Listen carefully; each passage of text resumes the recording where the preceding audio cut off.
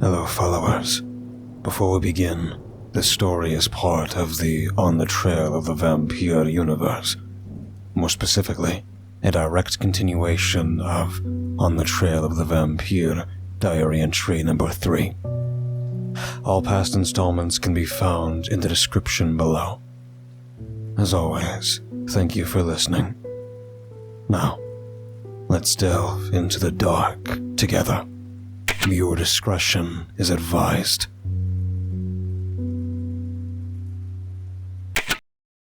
It was May of 1988, just before 8 p.m. on a cool and breezy evening. My old truck rocked back and forth as I drove over the scattered minefield of potholes that led into the parking lot of Captain Jack's, my neighborhood shithole bar. The damn holes just kept expanding year after year, but I knew that in a dying town like mine there was little money, no incentive to get them fixed. Captain Jack's. I always thought the name was a fucking joke, since there wasn't a body of water within 100 miles of the place. As I drove through the lot, a quick scan of the cars told me which of the town regulars were already inside. One of the perks of living in a small Appalachian coal mining town. As I turned off the engine to my 1980 Toyota pickup, the engine proceeded to knock and wheeze for an embarrassing eternity before finally sputtering and giving up the ghost. Up until my fortunes had changed in the past month, I barely had 2 pennies to rub together, let alone enough money to take the truck, with its worn-out seats and rusted bed, to my local grease monkey for a long overdue service. I made a mental note to finally get that done. I got out of the truck and stretched. The night sky was dark and cloudy, and the smell of ozone told me a thunderstorm was rolling in.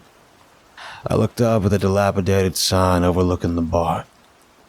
The old neon lights had long ago stopped working, and I could barely read the fading letters that were illuminated only by the dim moonlight. The Captain, as we locals affectionately called the place, was a dump when I got my first legal drink there on my 19th birthday, and now, 2 years later, it was still a dump. Nothing much had changed about the place, except the state of West Virginia had raised the drinking age from 19 to 21 in 1986. Not that the law really mattered. Down in the hollows of Appalachia, we had a long history of moonshining, or in legal terms, illicit distilling. My great-grandpapa was well known in these parts for his moonshine stills that worked at full capacity during the Prohibition of the 1920s. As a kid, I was fascinated with his stories of run-ins with the federal revenue enforcers, called revenuers, by the locals, who targeted Appalachia as a hotbed of bootlegging and moonshining. Yet, I have to make it clear, my great-grandpapa hated being called a bootlegger. The term bootlegger is said to have originated with the mandate against the sale of alcohol to Indians, when traders often concealed flasks of liquor in their boots to avoid detection. By the early 20th century, a bootlegger was technically the seller of illegal alcohol. The moonshiner was the producer, and those who transported the products were called runners or blockaders.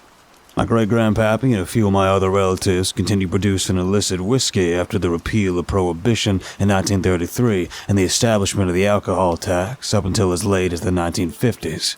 These days, old Mr. Jackson out on Tapper Road was about the only moonshiner left, keeping his still disguised as a chicken barn out in the woods behind his place. His homemade, unaged whiskey was distinguished by its clear color, corn base, and high alcohol content, which in a good batch would reach as high as 190 proof.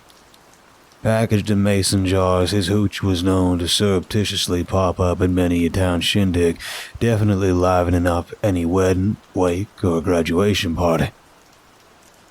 Over the time, though, as our little community continued to dwindle down, the Captain became the only legal public watering hole in the local area. The town's losers, like me pretty much, call it home. As I pushed open the front door, the rusting and neglected hinges squeaked like a startled mouse. Once inside, I stood for a moment to let my eyes adjust to the interior gloom.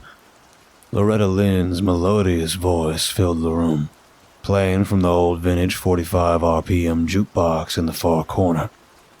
Not surprisingly, the song was her 1970 hit, Coal Miner's Daughter.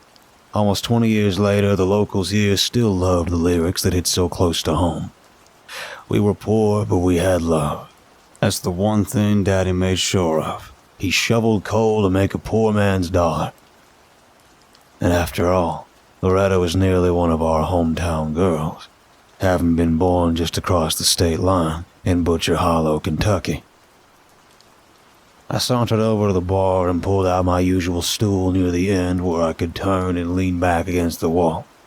As I sat, the old stool wobbled dangerously, and I knew it was only a matter of time until it gave way and I fell flat on my ass.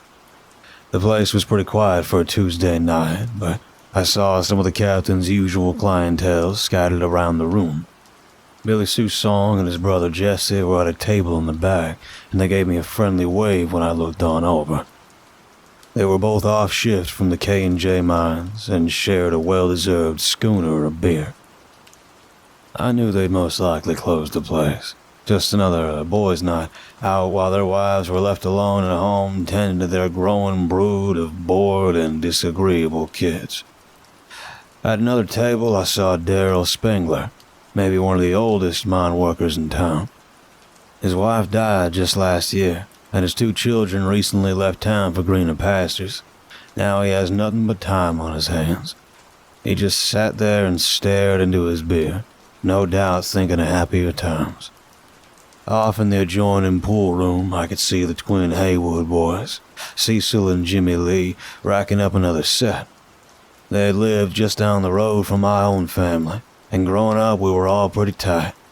Cecil's pappy gave him permission at 17 to join the army, and at the time I figured he'd made good by getting the hell out of this town. But 2 years later, he was back home, with a dishonorable discharge in his hands. Something about smashing the nose of a senior officer and putting 2 MPs in the hospital.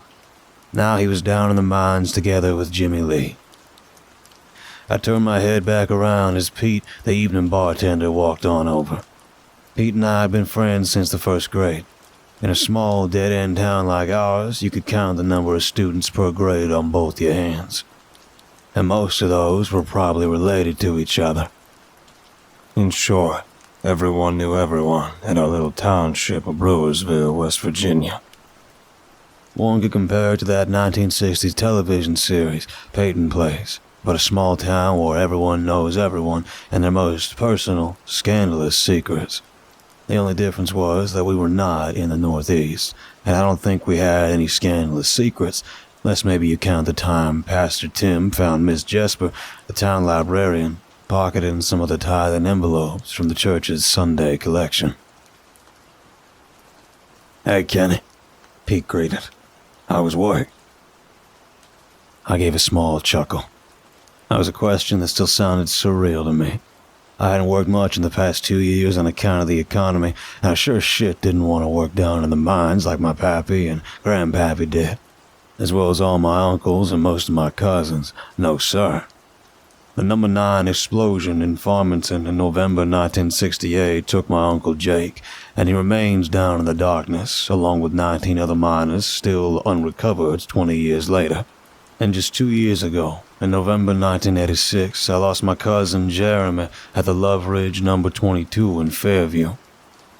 In that case, it wasn't due to a mining explosion.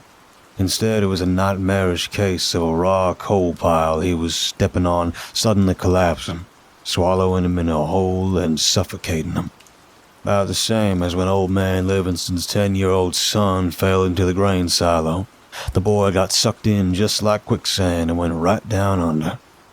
Drowning in grain or drowning in coal is equally terrifying, but the image of cousin Jeremy being sucked down into a black maw of coal was enough to give me nightmares, and I swore right then and there I'd never set foot in a mine. I had a rough go of it for a while, taking some menial maintenance jobs the mining company offered me above ground, and for a time I worked as a stock boy down at the Ben Franklin 5 and Dime. And I admit there was a few patches when I swallowed my pride, taking the government unemployment benefits or sponging off my pappy. The latter particularly made me disappointed and ashamed of myself. Pappy was still in the mines himself, barely getting by, and I could tell from his wheezing cough that he caught the black lung. But he was all I really had, after Mama had had enough of the mines and left us 8 years ago for a better life in Charleston. So it was a big surprise to me and about everyone else in town when 2 months ago I landed a job that had nothing to do with the mining business, involved far less work, and entailed no risk or danger. Well, unless I tripped over my feet and fell down a flight of stairs, I guess. But more importantly, a job that paid nearly as well as the package of incentives I'd get from the mining company. It was a job that actually garnered some look of jealousy from many other men folk in the area. I couldn't blame them, really. I didn't get the job based on my qualifications or merit. I was simply one lucky son of a bitch. I was just the first one to notice a help-wanted advertisement in the Coal Valley Sentinel, and Brewersville's one and only newspaper. It caught my eye immediately. It read, "Looking for a caretaker to manage a large estate outside of Brewersville. Duties will consist of maintenance of the main home and outlying buildings, and general groundskeeping of the property. Generous pay and benefits. Call after 8 p.m. Hell, I thought. The ad must be for the old Barker place out on County Road 39. It's the only thing around that could be considered a large estate. It was the only familial home for the Barker clan, one of the largest families in the area that had made their fortunes from the mining business. The 300-acre property consisted of a large home, several detached guest houses, a large swimming pool, a tennis court, and an outdoor shooting range. The original part of the main home was built back in the 1930s as this area began booming from the mines, and additional extensions were built throughout the 1940s and the 1950s, eventually resulting in a decent-sized mansion with around 20 bedrooms. The house contained several spacious dining rooms and even a ballroom. As a young boy, I remember going to several garden parties on the property, events that the Barkers hosted for many minor families that made up Brewersville. They also hosted a tremendous 4th of July party every year, opening their grounds to guests to enjoy a fabulous picnic and fireworks show. Even though the Barkers made their fortune on the backs of the miners, they poured a lot of their wealth back into the community through charities and economic investment. In turn, the local families loved them and held them in high esteem. Back then, the Brewersville was a model company town. I guess you could say the town's heyday, as well as that of the Barker estate itself, was in the 1960s.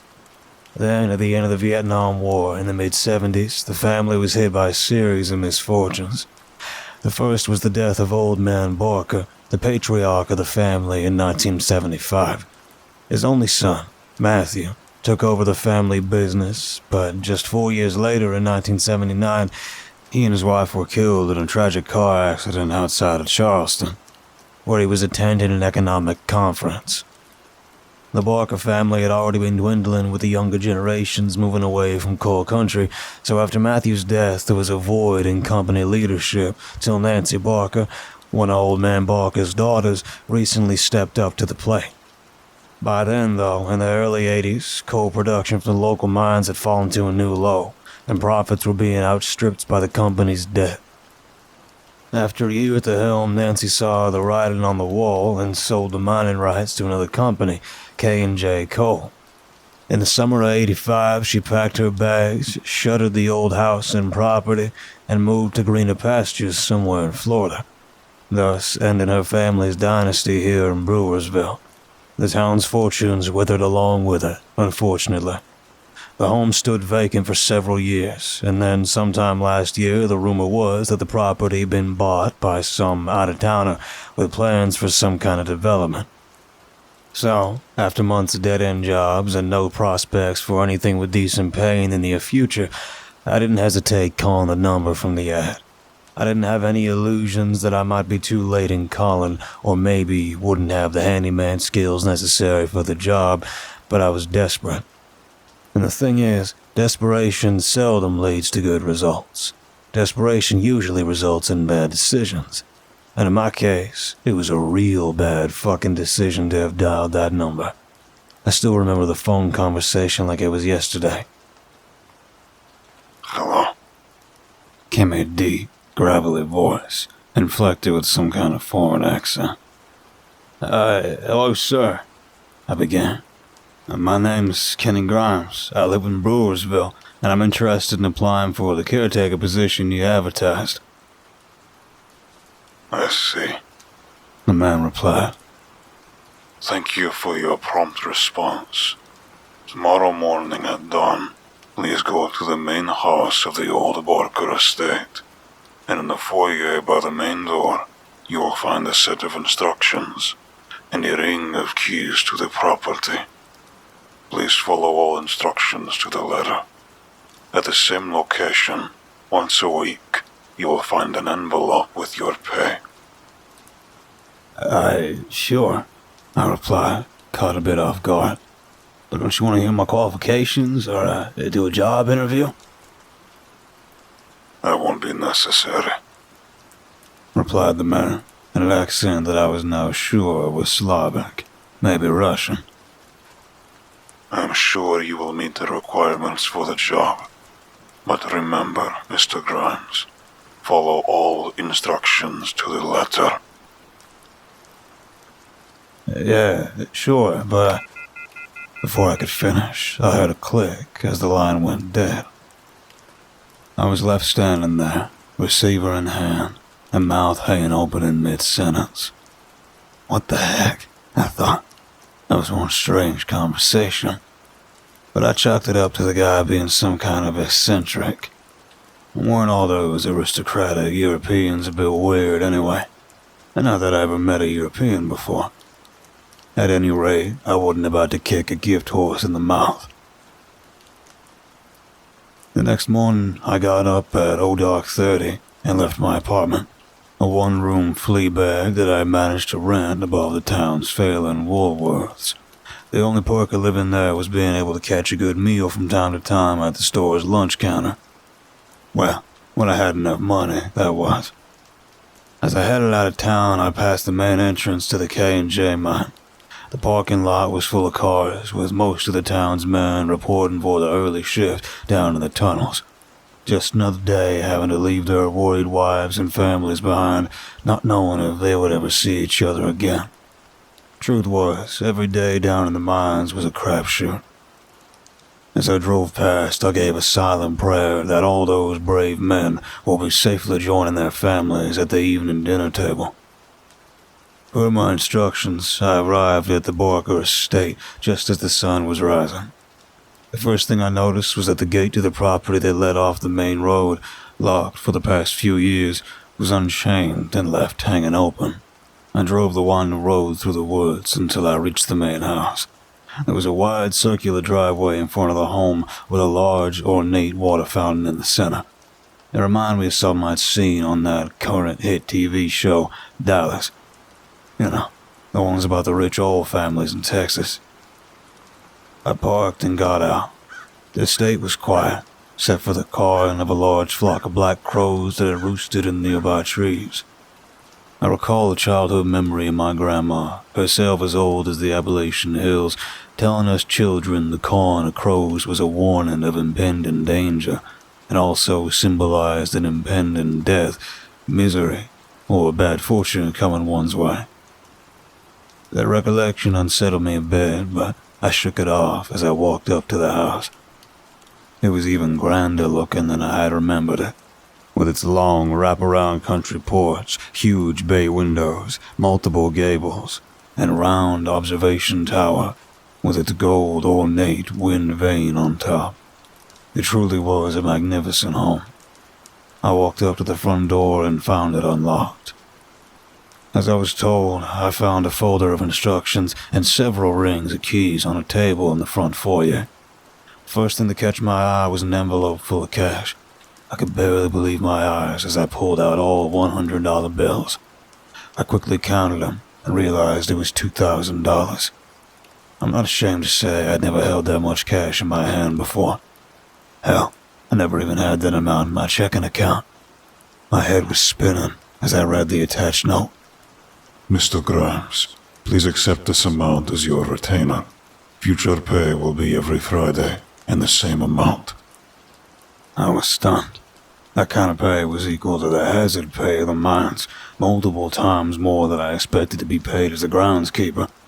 In a state of disbelief, but nevertheless with a wide smile plastered across my face, I opened the folder and took out the letter that laid out my duties.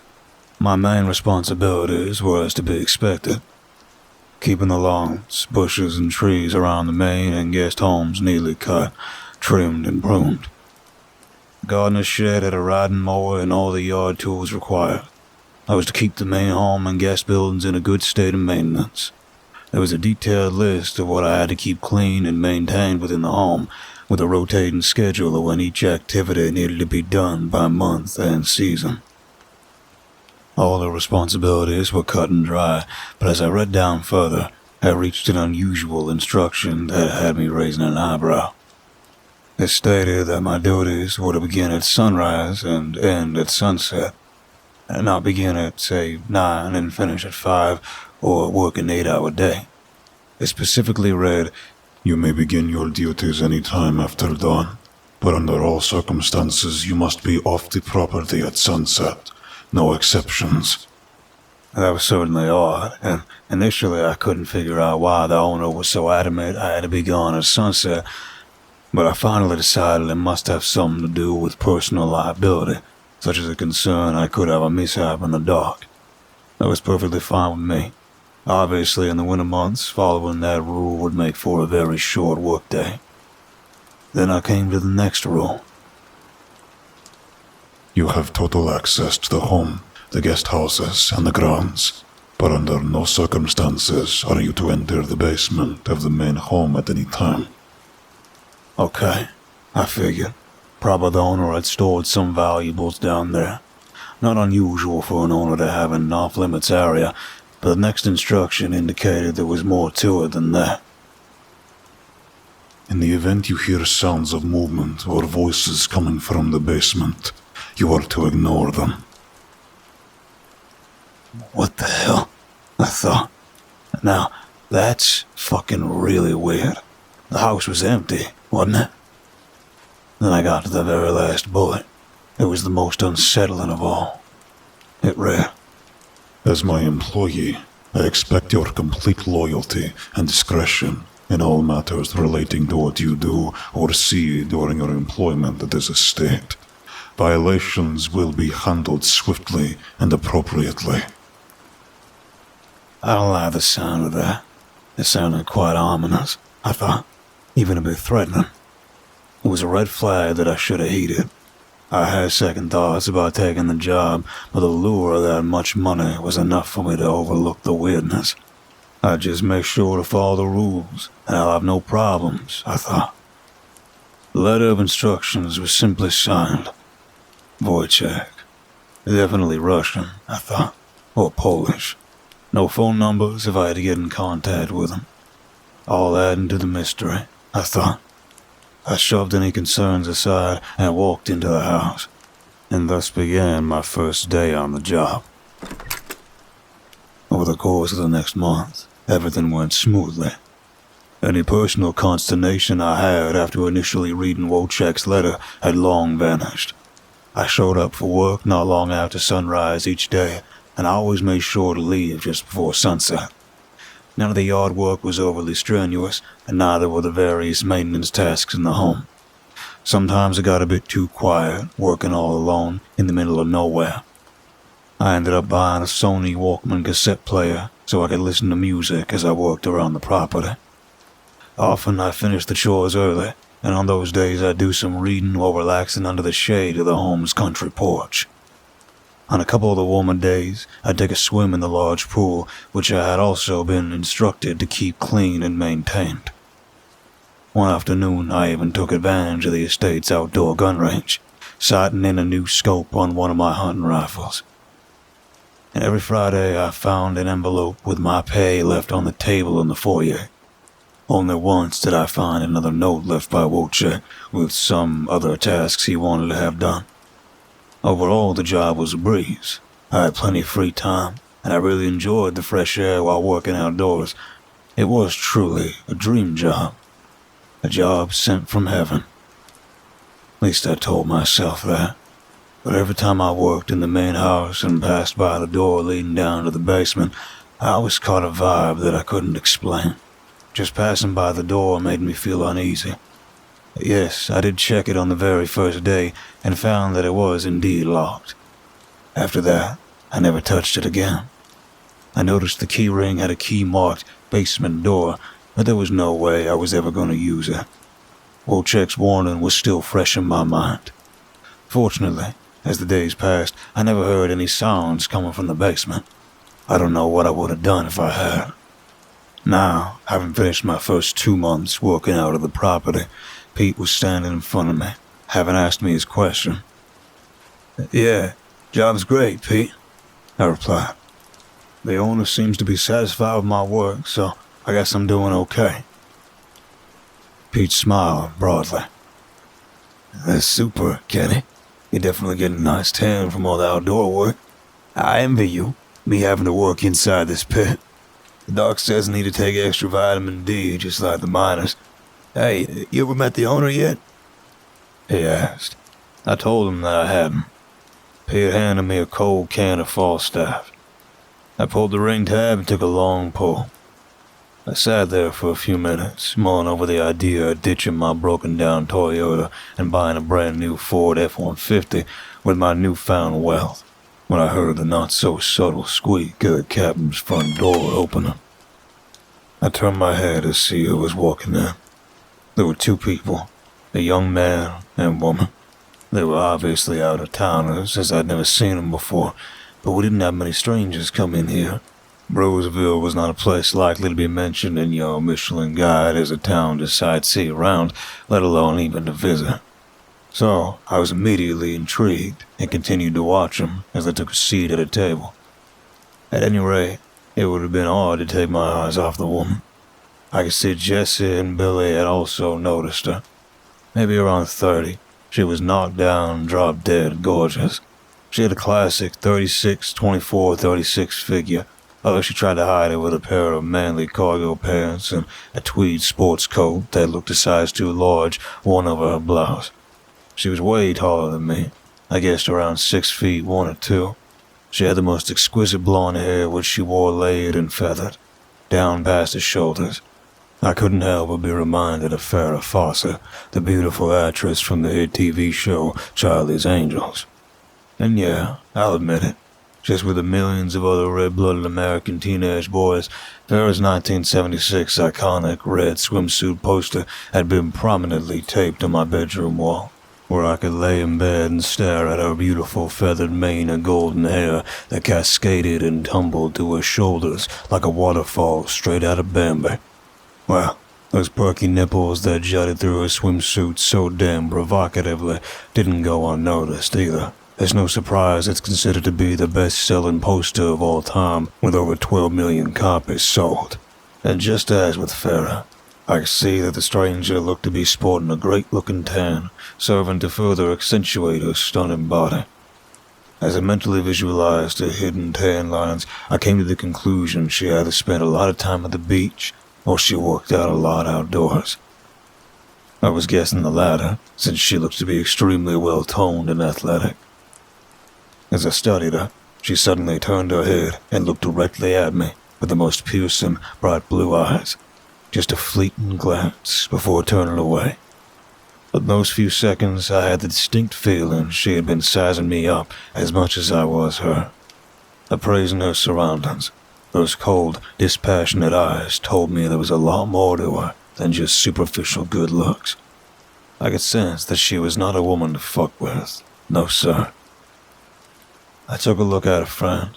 He was a tall one, too, although slightly shorter than her, maybe around 6 feet, younger, too, but still older than me, and maybe in his mid-20s. Ruggedly handsome with dark brown hair, cut short, military style. He had on a pair of straight-legged blue jeans and what looked to be just a simple white t-shirt, over which he wore a dark blue members-only jacket. Just like with the woman, he looked in great shape, athletic and fit, and the way they carried themselves, even of a certain vibe. Cops, I wondered. Maybe feds. Were they here looking for old man Jackson's illegal still? That wouldn't make any sense. Probably more likely about Jimmy Peterson, I thought. Jimmy's wife, Pamela, disappeared a month back after I started working at the Barker place. There were a lot of outsiders in town then, investigating things. As far as I know, she never turned up. Jimmy was still working the mines, though. I heard the authorities came to the conclusion Pamela ran off. That news had really knocked me for a loop. Pam and I dated our first 2 years of high school, and for a while, things were pretty hot and heavy between us. She was a sweet, kind, and generous girl, and I was really crazy about her. It was all my fault that we broke up. After my mother ran off, I went into a slump, and Pam became collateral damage. She and Jimmy then became a thing in our senior year and got married right after graduation. I was happy for her. They'd been married about 3 years now and had a son, Matthew. Every time I saw Pam and Jimmy together, they looked very much in love. That's why it was still hard for me to accept that she would have just run off, especially leaving a young son behind. I continued to watch the couple out of the corner of my eye as they ordered a round of drinks. The man's lean, clean-shaven face was accented by his boyish grin, and I couldn't help but notice how his hazel eyes never seemed to stray far from the woman's. Not just cops, I thought. Lovers, I deduced. There was no mistaking the chemistry between the two and the mutual looks of affection. I watched as Pete brought them their order of drinks. The guy had a beer with a shot on the side. The woman was given a glass of whiskey, maybe 2 fingers worth. I was not surprised, I thought. She looked like she could drink with the best of them and kick their asses at the same time. When Pete came back around behind the bar, he walked on over. "Hey, Kenneth, did you hear the latest news about Kyle Peterson's girl?" he asked. Kyle Peterson was one of the foremen in the mines. He had worked for K&J Coal in another town before moving to Brewersville 3 years ago when the company bought the mining rights. "What do you mean?" I asked. Pete pulled out the day's issue of the Coal Valley Sentinel. The newspaper's front page had a large article with the headline, "Local Miner's Daughter Missing," followed by, "Girl, 17, last seen leaving friend's home while walking down Boone Street." Pete tapped the page. The article says Gail Peterson left the Murphy home around 8 p.m. last night. She was visiting Connie Murphy. They're classmates. She only lived 5 minutes down Boone, but she never made it. The article says they didn't find any trace of Gail at all. Rumor going around that even the dogs couldn't get a scent. This is weird shit, Kenny. No one's ever gone missing in this small town. Kyle and Claudia Peterson are a real mess. I heard Claudia had to be sedated. What a damn shame. I agreed with Pete. This town never had that kind of thing happen. Oh, sure, we had our share of domestic disputes, but we are a tight-knit community. Everyone looked out for each other. But to disappear, to be abducted, shit, the chances were higher for her to have been the victim of a wild animal attack. After all, the forest covered more than 75% of West Virginia. The black bear population had been growing steadily, nearly going extinct in the early 70s. However, unlike grizzly bears, black bears are typically avoiding the humans and are not normally aggressive. In fact, no fatal attack by a black bear had ever been confirmed in West Virginia.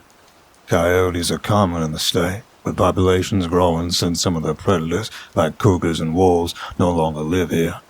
But they too rarely attack humans, with most of the incidents involving livestock or small pets. By far the most dangerous animals in this area are our poisonous reptiles, the northern copperhead and the timber rattlesnake. Over the years on several hunting trips, I had more close calls with them than I would like to remember.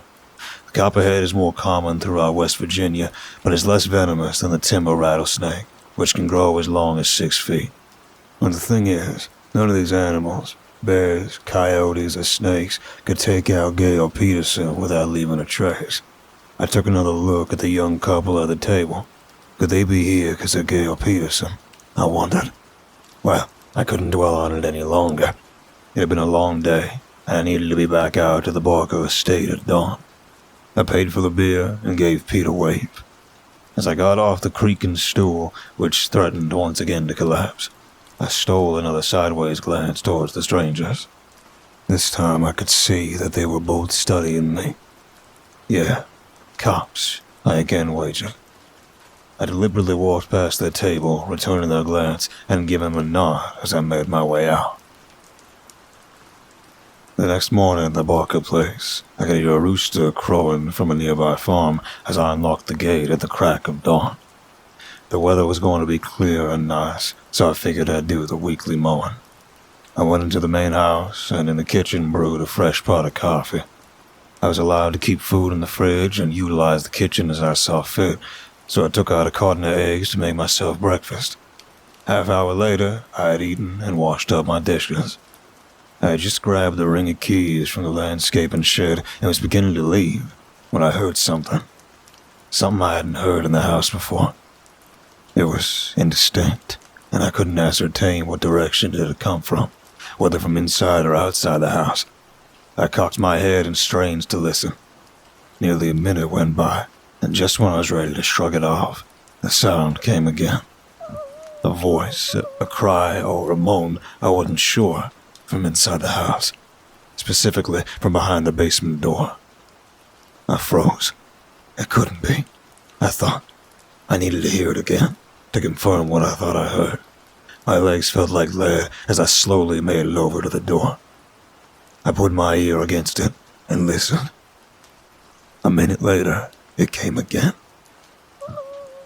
This time, there was no mistaking it. A high-pitched moan. Definitely a female's. Christ, I thought. How could anyone have gotten down there? There were no windows. The door was always locked. It's been locked for at least the 2 months I'd worked at the estate. At least that I knew of. Shit, I thought. What do I do now? My employer's instructions were specific. I was never to open that door. If I do it, I'd probably get fired. And I didn't want to lose the job. No way. Not over just because I thought I heard a girl's voice. There could be a natural cause, I rationalized. Maybe it's just something loose. Maybe a fan or something in the basement causing a squeaking sound. With the door in the way, it might be distorted somehow. Was I going to risk my job for something so ambiguous? Then, I suddenly thought about Gail Peterson, missing over 24 hours now. It couldn't be, could it? I stood there, for I don't know how long, vacillating on whether to open the door. Finally, I heard yet another moan. That was enough for me. If there was a girl down there, I couldn't just leave her. I ran over to the table and swapped out the ring of keys. I grabbed the ring with the keys for the main home and ran back to the door. My hands shook as I found a key and inserted it into the lock. I tried to turn it, but it didn't work. Damn, I thought, it's the wrong one. I fumbled with the ring again and finally found a key marked basement. I had just pushed it into the lock when I heard steps coming up from behind me. "I wouldn't do that," came a female voice. I whirled around, my heart slamming in my chest. My eyes widened as I realized it was the man and woman from the bar the night before. "Who the fuck are you?" I demanded. "You're not cops." I came to that keen deduction because they weren't wearing police badges around their neck. Instead, they were wearing crucifixes, like a pair of fucking Opus Dei acolytes on sabbatical from the Vatican. The woman smiled. "You hear that, Jack? The country blumpkin thought we were cops." The guy, obviously named Jack, smiled back and replied, "Well, Rox, you do come across as a little authoritarian. I keep telling you need to show your softer side more often." "Look," I told him, "I don't know what your game is, but you're trespassing. This is private property. You need to leave, now, or I'm calling the real cops." The woman's smile disappeared. In a blink of an eye, she pulled out a pistol from under her sports coat. She jammed the muzzle right into my forehead. I dropped the ring of keys and put my hands up. I knew my guns. It was a Bren 10mm semi-automatic. The hammer was already cocked, and I knew it would make a grapefruit-sized exit wound in the back of my head if she gave the trigger just 4 pounds of pressure. "Listen, Kenny," she started. "We're here on some serious shit. We don't have time to explain it, and even if we did, you wouldn't believe us. Jack and I are going down into the basement. You are going to stay right up here. Don't even think of calling the cops or running off. We'll explain everything in due course. Do you understand? I nodded, but then I had to ask, "Who are you?" I blurted. "How do you know my name?" This time, it was Jack that spoke. "We've been watching you for some time, Kenny. Watching this place. We've been in town for a week, trying to make sure we were right. But after the Peterson girl was snatched, we knew we were, and that we couldn't wait any longer. And it's a good thing we walked in when we did, or you would have gone down in that basement. You'd probably be dead by now. Or worse." I had no idea what he meant by that, but I come to the conclusion that they were serious people who meant business, even if they were total loons. I decided to play along. "Okay," I replied, as I stepped away from the door. "I got no dog in this fight. I just work here. If you want to go in the basement, then be my guest." "All right," said Roxy, putting her pistol back into what I could see was a shoulder holster under her sports coat. Jack unslung a black bag he had been carrying over his shoulder and took out what looked like water pistols. He gave one to Roxy, as well as a large crucifix. He, in turn, took out another water pistol for himself and a weathered Bible that looked to be 100 years old. "You're shitting me," I remarked, incredulously. "You're going down there with, what, fucking squirt guns? Crucifixes? Jesus, the next thing you'll tell me is that they're filled with holy water and you're going after a vampire." I laughed nervously, but the two of them just fixed me with deadpan expressions. Yeah, okay," I stammered. "Sure, I get it." Roxy narrowed her eyes and looked at me coolly. For a second, I was afraid she was going to pull out the Bren 10 again and shoot me with it. Then, she said, "I don't think Kenny here believes in vampires, Jack. He thinks they're fiction, the stuff of movies. His idea of a vampire is probably a Bela Lugosi stereotype. And he's sure we're a pair of religious fanatics, or a bunch of Looney Tunes. Well, Kenny, let me show you what one of your movie vampires did to me 3 years ago." She pushed back her blonde mane and turned her head to show me the right side of her neck. There, I could see an ugly scar, an actual depression in her neck where it looked like a chunk of her flesh had been torn away. It was a terrible-looking wound, marring the features of such a beautiful woman.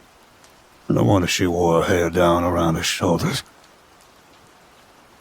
"And that was just a petite 17-year-old girl," Roxy explained. "And yes, a vampire. Tanya is her name. And the bitch jumped me good. I damn near died." She looked over to Jack, and I could see the pain of the memory on his face. He'd been there when it happened, I knew. "She's still out there," Roxy continued. "She's killed countless people out on the West Coast and tried to kill Jack's mother and sister. I still have to find her, so there's no fucking joke, Kenny. Not to me, not to Jack. Vampires are real, and I hate to break it to you, Kenny, but you've probably been working for one. Your employer, Wojciech. It's probably a miracle he hasn't turned you into a familiar yet, but it would have happened soon, I'm sure. We've been tracking him across the country. When he bought this estate, we knew he would be using it as his sanctuary in the South. And as such, Brewersville has become his new hunting grounds. We're pretty sure he abducted Pamela Peterson a month ago, and Gail Peterson 2 days ago. It's probably too late for Pamela, but with Gail, we don't know. That's why we need to get into the basement while it's still daylight, while the vampire is at rest. But every minute we're still talking to you is costing us precious time, when that young girl may be down there, needing our help. I don't know why, whether it was Roxy's intimate account of her attack, or her plea about needing to help Gail, but there was something in her voice that made me believe her. Maybe not in vampires, but that she and Jack were here for a good cause. Okay, I said, looking her in the eyes, nodding. You guys go. The key's on the ring. I'll wait here, just as you asked. If you're right, I hope to God you find Gail, and that she's alright. I watched as Jack picked up the ringy keys. He found the right key and put it in the lock. He looked at Roxy, and she nodded. Jack turned the key, and I heard the deadbolt slide back. I watched as they both pointed their water pistols forward and held their crucifixes. Jack opened the door. All I could see was blackness. Jack reached out and searched for a light switch. He found it and flipped it. Nothing. A few more times. Nothing. Flashlights, he told Roxy. They pulled out lights and switched them on. Over Jack's shoulder, I could see the stairs leading down into the gloom. I'll go, I heard Roxy say. Jack turned around. No, I'll go first, he said. I should go, Jack, Roxy replied. You know, to handle things. Jack retorted. Rox, I'll be fine. You have my back. Well, okay, she acquiesced. But I'll be right behind you. I rolled my eyes. Jeez, I thought. I wonder if these two were married. They sure as hell sounded like it. I watched them descend the stairs, their lights casting fleeting shadows along the wall. All I could see from the top was the landing at the bottom of the steps, but nothing more. Eventually, Jack and Roxy reached the bottom, and I saw him turn right and disappear out of view. After a few moments, I heard something crash on the floor and something like glass breaking. Are you guys alright? I yelled out in a panicked voice. Yes, I heard Jack say. The rocks bumped into a table, but some vase or something fell off. Fuck you, Jack, I heard Roxy retort. Man, the dynamic of this couple was really something, I thought. I heard the sounds of boxes or furniture being shifted as they continued to move through the room. All was quiet for a time, and then I heard doors opening and closing. This was followed by another round of excruciating silence. At last, I heard Jack's voice call out to me. Kenny, come down here. We need your help. I considered what he said, then replied, I thought you guys ordered me to stay here and not come down. Rox's voice filtered up from the basement. Kenny, get your skinny ass down here or I'm gonna give you a second asshole.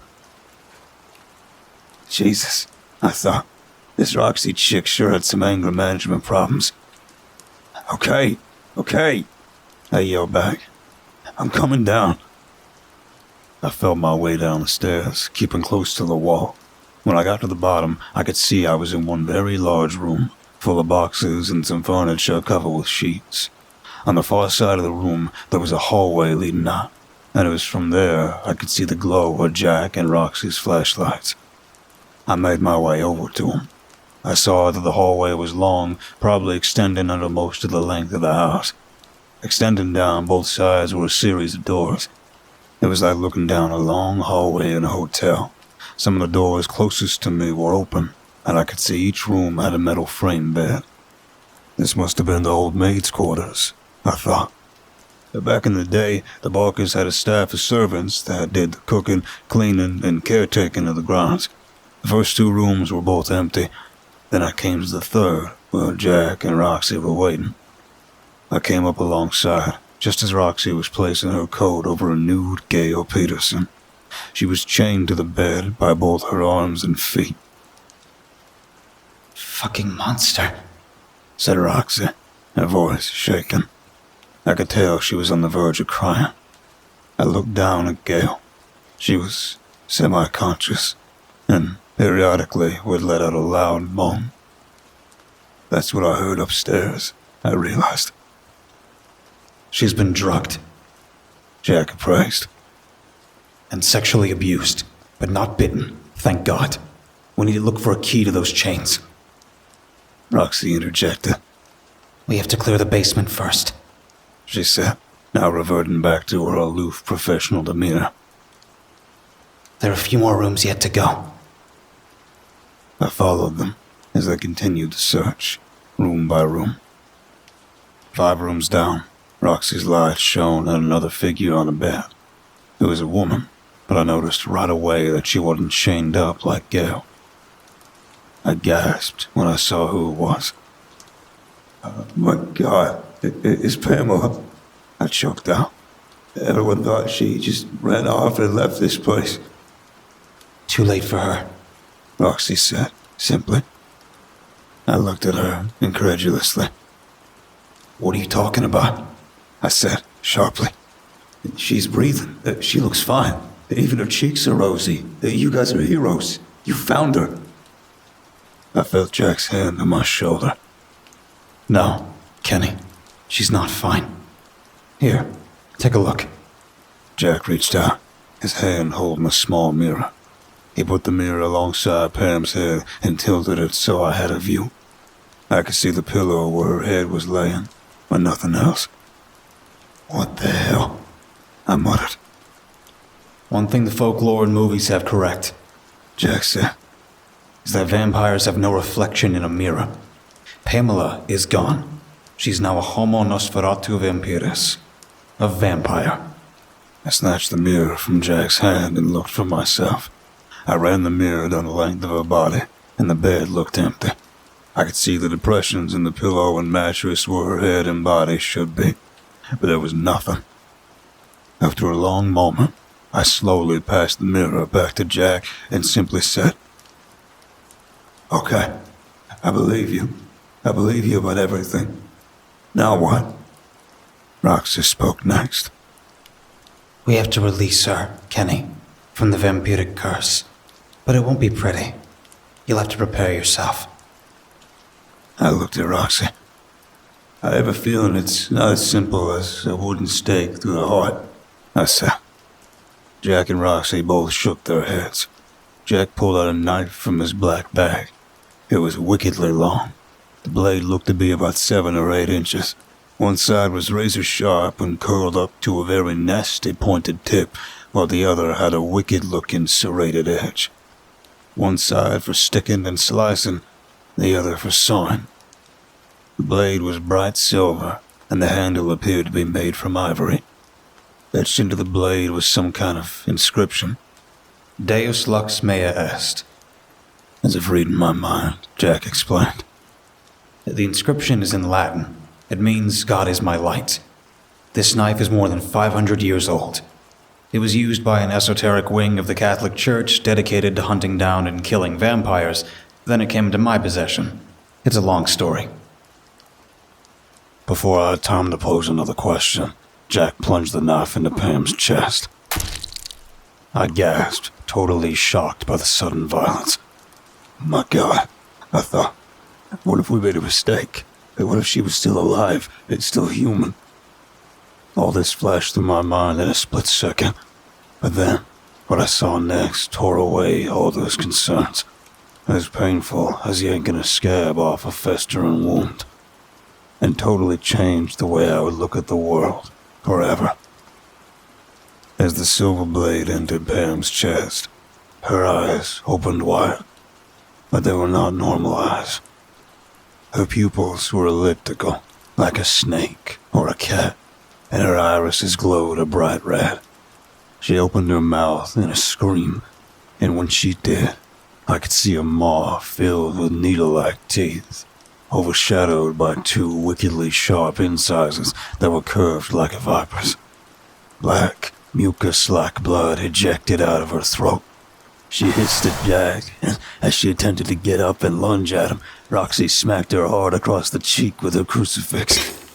I saw the Pam Thing's skin sear in a mirror image of the cross, the foul smell of burning flesh stinging my nose. With her cheeks sizzling, Pam turned away from Jack, and suddenly those penetrating eyes locked directly onto mine. I could see a look of recognition play across her face.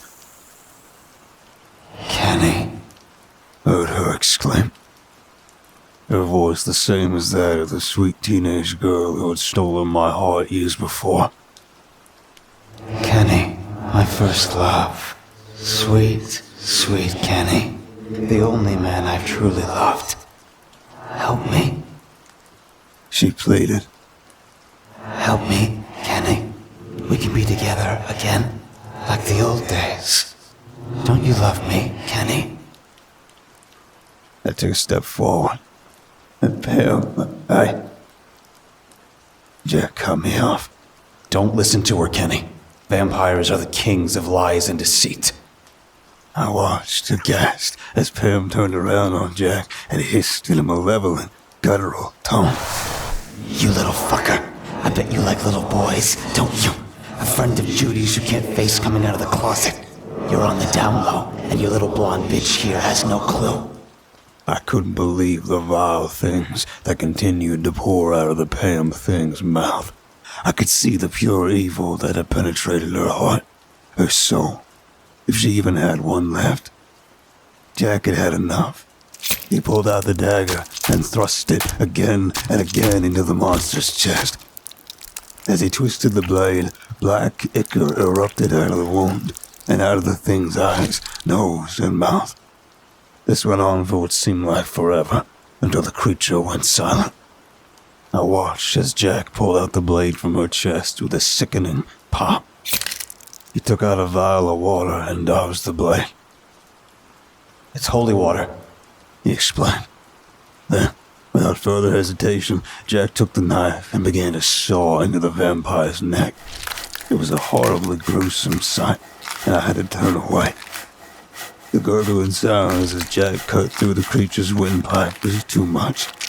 I staggered off into the corner and vomited on the floor.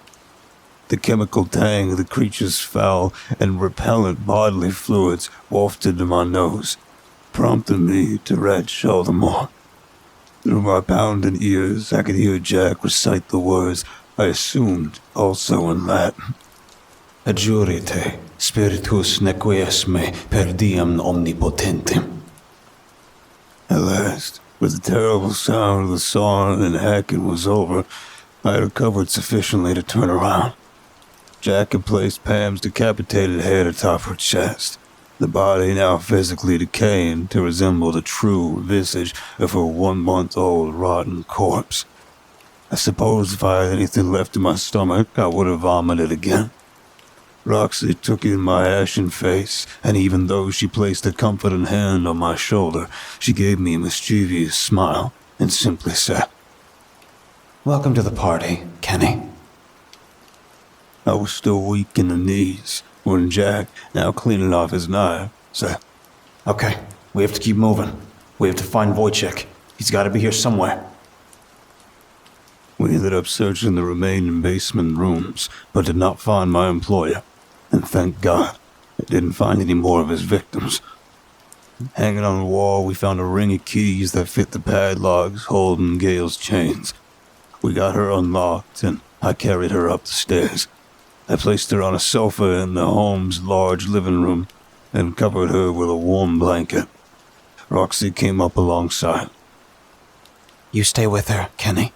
Jack and I will search the guest house. Are there any other hiding places on the estate? Fruit cellars, tornado bunkers, that kind of thing. I did a quick mental review of the estate's layout. Each guest house has its own cellar, I explained. There are no other underground places as far as I know, but check the concrete shed that houses the pool pumps and heating system. It's windowless and dark inside. I've been in there a few times, but not lately. As Jack and Roxy searched the grounds, I sat with Gail. She was still under whatever drugs Wojciech had given her, but I held her hand and spoke to her with words of encouragement. I could feel her periodic squeeze in response. Good girl, I thought. She was a fighter. A half hour later, Jack and Roxy returned. Nothing there, Jack reported. The place looks clean. Apparently your Wojciech was smart enough not to stay at the same place he was stashing his victims. Or else he got spooked and sensed we were coming. Either way, that's a big loss for us. The bastard is still out there, and I'm betting not far away. But at least we saved this young girl's life and killed a vampire as a bonus. I nodded, then asked the inevitable question. Should I call the cops now? The real cops? I smiled at Jack and Roxy. Jack shook her head. Not unless you want to spend months trying to convince the authorities you had nothing to do with this kid's abduction, he said. Or the decapitated body of your old girlfriend.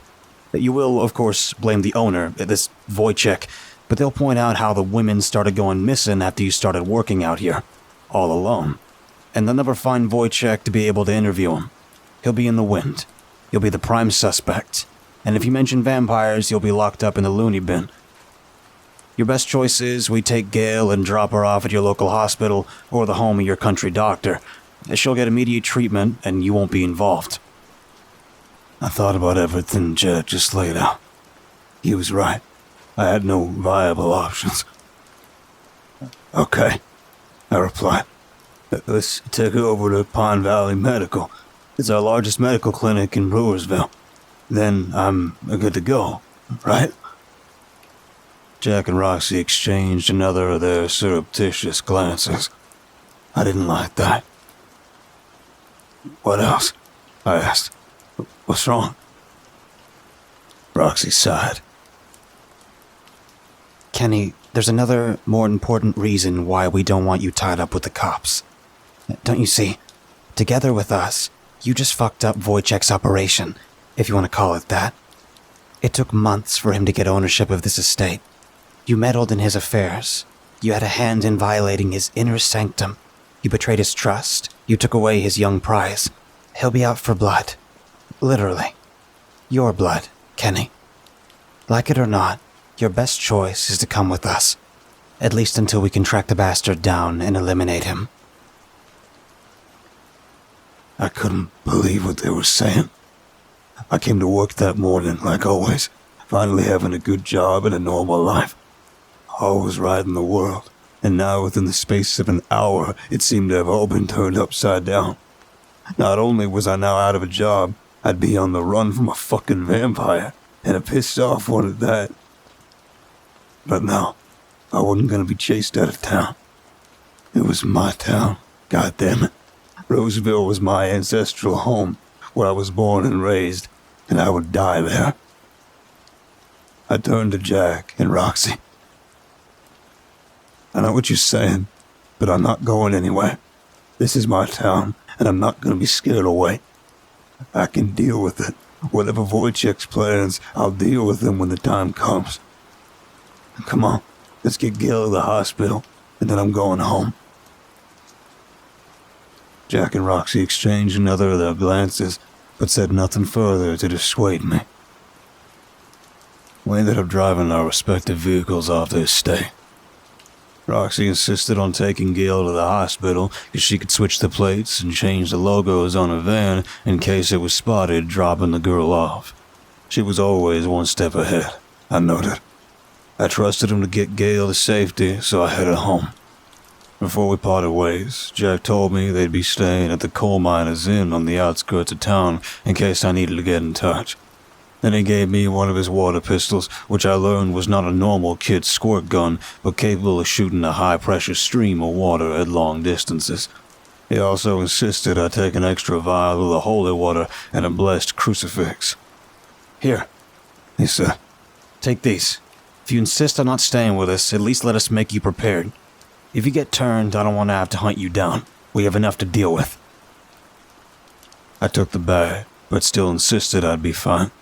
I looked over at Roxy, and she was giving me that appraising look again, sizing me up, like she was trying to figure if I had what it takes.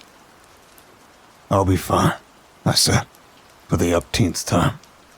Last words of the truly ignorant. By the time I got to my apartment above Woolworths, it was late afternoon. Good thing I never moved out after landing the job at the Barker estate, I thought.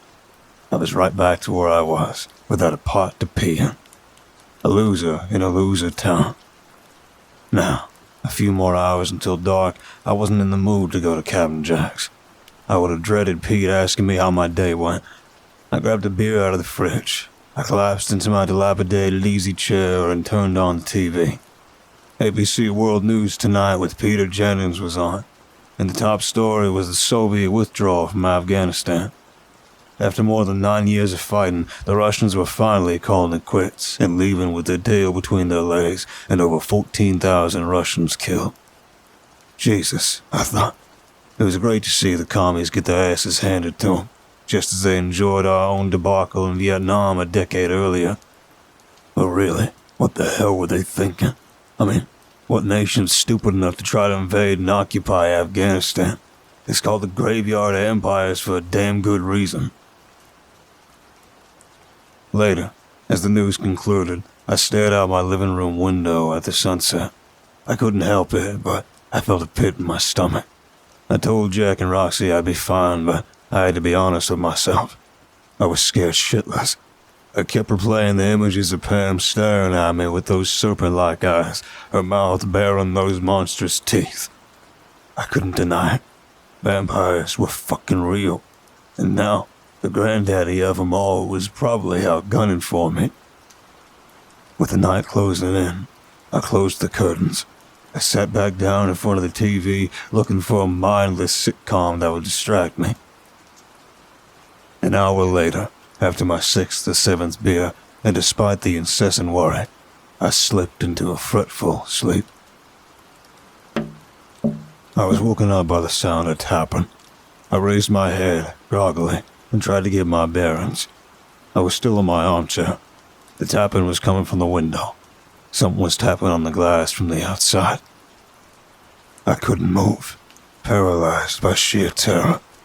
Not simply from the realization that there was someone outside my window, but more so because I lived on the 3rd floor, and I had no balcony. I continued to sit there, frozen by fear, unable to get up, unable to move. My heart jackhammering in my chest. I naively hoped that whatever was out there would give up and go away, but the tapping continued. Another rapid tap, like someone would knock on a door. Rather, it was a slow tap, determined, with several seconds in between. Methodical, calculating. Minutes went by and the tapping didn't let up. I felt like I was going mad. I knew I had no other window I could look out through on this side of the apartment. I thought of going outside to confront whatever it was, but then I'd be exposed, vulnerable. I had no choice. I summoned every ounce of courage I could muster, stood up, took a breath, and tore back the curtains. I screamed. There, in front of my window, was a man. Older, maybe in his 40s. Full head of silver-gray hair slicked back along his skull. His face was translucent, with dark blue veins crisscrossing the skin around his temples. His eyes had vertical slit pupils with bright yellow irises that were ringed in black, surrounded by whites, exploded with heavy red veins. The fiend had abnormally red lips, parted in a knowing smile that was way too large for a living person. His mouth was full of wickedly jagged, piranha-like teeth, accented by 2 longer, curved fangs that were at least twice the size of any timber rattlesnake that I had ever come across. But it was the utter dichotomy of the horrific image before me that struck me the most. The apparition was dressed impeccably. It would look to be an old-fashioned dark zoot suit, with his flashy tie, flopping handkerchief, and diamond cufflinks. He looked like a man about town, the perfect dandy. Around his neck was a chain with some kind of medallion, embossed with a scythe encircled with what looked to be Cyrillic characters. I hesitated to look further down, knowing already what I was going to see. When I finally did, my eyes were drawn to his shiny black dress Oxfords on feet that dangled in the air. He was floating there, with nothing but the night's blackness behind him.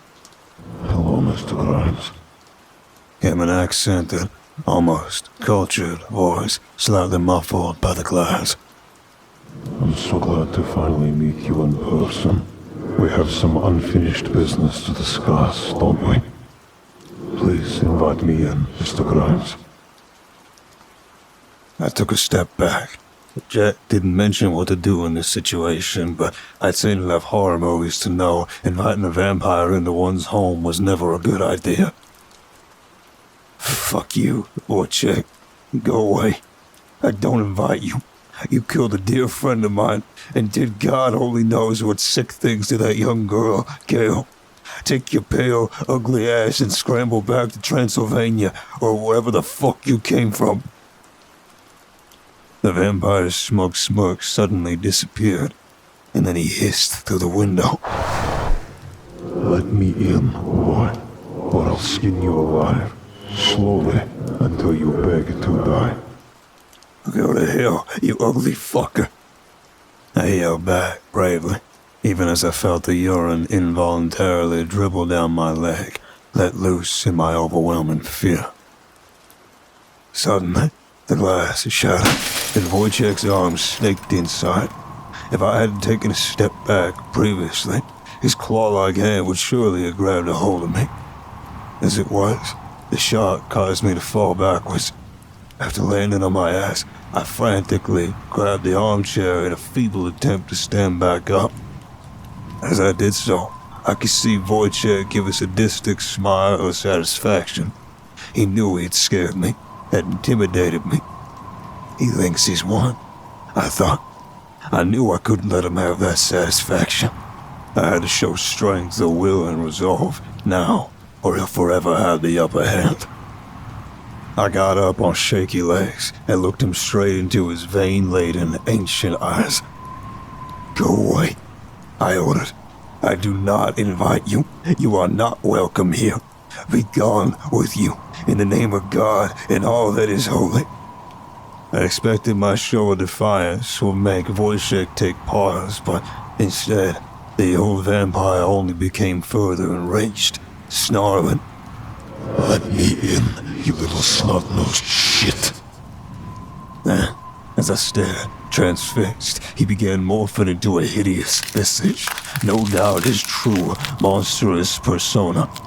His tongue rolled out of his mouth, long and split down the middle, ending in a fork that flicked back and forth like that of a snake's seeking their prey. Vestigial taste buds resembling cancerous pink canker sores oozed some thick and vile clotted mucus. His nose flattened, becoming leaf-shaped. His ears became elongated, growing internal acoustical ridges, distinctly bat-like. With the sound of splintering bone, Wojciech's outstretched arms lengthened by several feet, his hands growing new fingers which elongated to form the bony ribs for membranous bat-like wings. As Wojciech's clothes ripped and fell from his body like discarded skin, his wings grew and attached to the side of his body with new sinew and muscle. I watched as his skin and face erupted in vile, pus-filled sores, becoming a haphazard patchwork of weeping abscesses. Purplish pus quickly became fodder for new hair that began covering his body, a dark, coarse mammalian fur akin to that of a vampire bat. Despite all these vile and horrific manifestations, the final and most malevolent transformation took place with Wojciech's eyes. They became bulbous and swollen, several times their normal size, threatening to disgorge themselves from their sockets. As I stared at them, the eyes began glowing a bright, translucent red. With the pupils as the nexus, the red began to swirl in a circular motion. Slow at first, then tremendously fast. It was like watching a vortex of water cascading down an endless hole, a whirlpool sucking everything down. Sucking in my thoughts, my energy, my strength of will. Yes, I heard Wojciech coo. come closer, boy. Have no fear.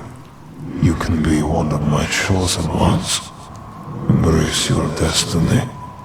Come to me now.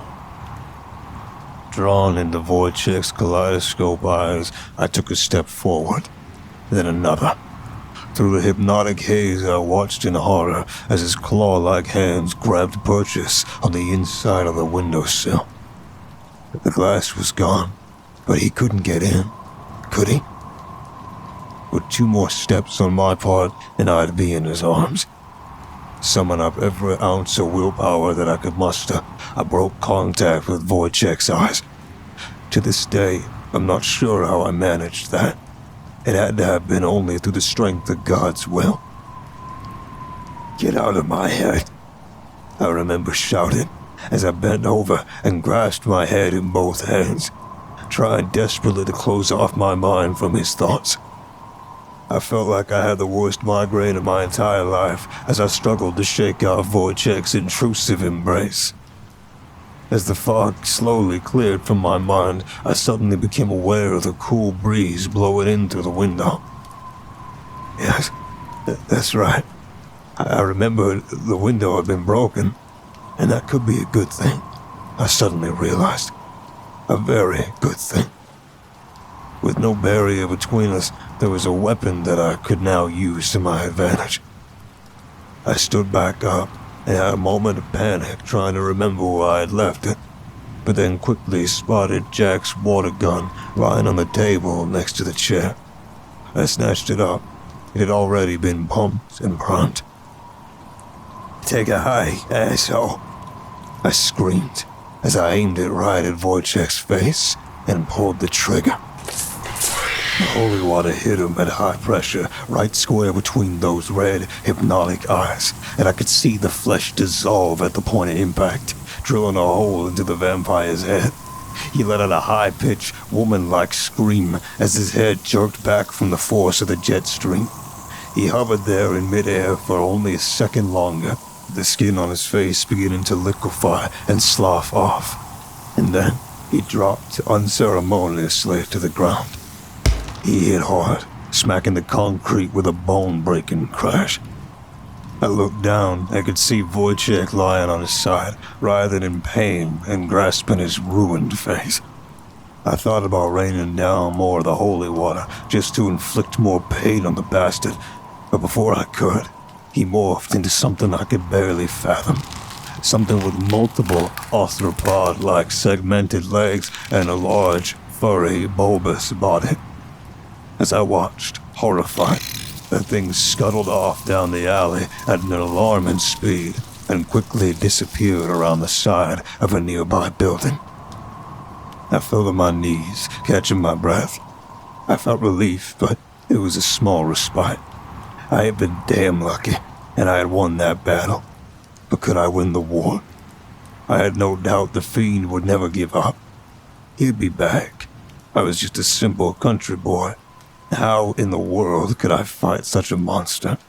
I didn't have the knowledge or the expertise. I needed to learn. I needed to know how to hunt down Wojciech and his kind, before he made even more beings like himself. Feeding on small towns like Brewersville, where the forgotten, the lower income, and disadvantaged disappear without anyone giving a shit. I could understand now what drove Jack and Roxy, what made them so passionate about what they do. Without hesitation, I picked up the phone and called the coal miners in. A few hours later, I was having a beer with Jack and Roxy in their room. "You did good, Kenny," Roxy complimented, after hearing my account of Wojciech's visit. "I think that's high praise coming from you," I smiled. "Well, Jack and I had a feeling you were going to have to learn the hard way that vampires carry grudges, and they have long memories, and they're hard to fight on your own." I nodded. I set my beer down and looked at them both. "Jack, Roxy," I stated, trying to form the right words. "I want you to teach me how to be a vampire slayer. There's no turning back for me now. I've got to get to Wojciech before he gets to me, and to avenge what he did to Pam. She didn't deserve what he did to her, what she became. I want to kill the bastard and all of his kind. If you're willing to teach me, I'm with you. I'll give you 100%. I'll be all in, all the way. What do you say?" Roxy looked at Jack and winked. Jack in turn looked at me and said, "We have a small group, Kenny. Me, Rox, and my two friends, Steve and Tom. They're back at home base in LA. If you want to join us, you'll have to relocate there. You'll have enough money to live on. We have benefactors that fund us well. The Magnus clan of the Vampyres. Long story there, Kenny. We'll fill you in on the road tomorrow. Wojciech is in the wind for now, and we have another vampire we've tracked to North Carolina." I stuck out my hand. "Thank you," I said. "Thank you both." Jack shook it and said, "Welcome aboard, Vampire Slayer." As Roxy in turn shook my hand, I had to ask her the question that had been on my mind since first meeting her. Don't take this the wrong way," I said, "and I don't mean to pry into a sensitive subject, but regarding the bite on your neck," I trailed off. "Yes," prompted Roxy. "Well, if you got bit by that vampire, Tanya, you mentioned, then why didn't you, turn into a vampire as well?" Roxy smirked. "Well, maybe it's because I'm just one tough son of a bitch. Took more than a pound of flesh to take me down." I looked at her, dubiously. Jack laughed and said, "Don't believe Roxy's bullshit, Kenny. The truth is, she had one thing going for her that Tanya didn't take into account."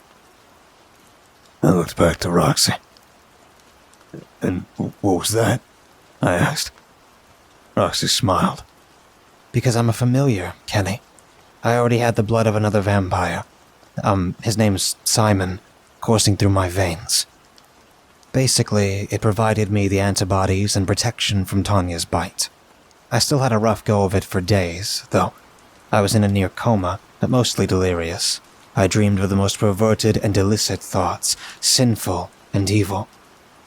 It was terrible. I can't even talk about it. I might have succumbed, but I think I got through it because of Jack. When I came to, he was always there, always holding my hand, telling me to fight, giving me the strength. Eventually, my fever broke, and I knew I had beaten the mortis infection.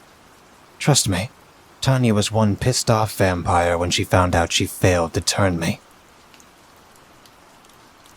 I looked at both Jack and Roxy. I still had one final question. "What's a familiar?" I asked. They both began laughing. They were laughing so hard I saw tears come to their eyes. "Kid," Roxy was finally able to choke out, "grab a pad of paper. I can see Jack and I have our work cut out for us."